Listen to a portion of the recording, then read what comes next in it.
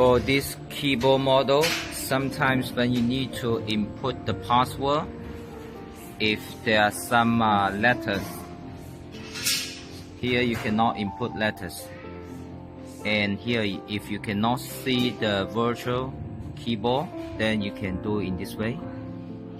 Cancel.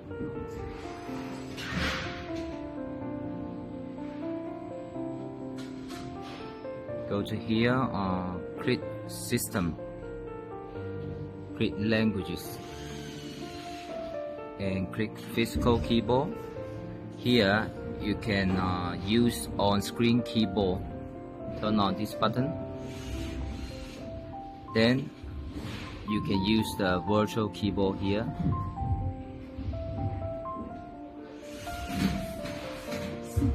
For example, now you see this keyboard here. Sometimes if you cannot see this keyboard, you just click here. There's a small keyboard button here. You can click this one and then you see.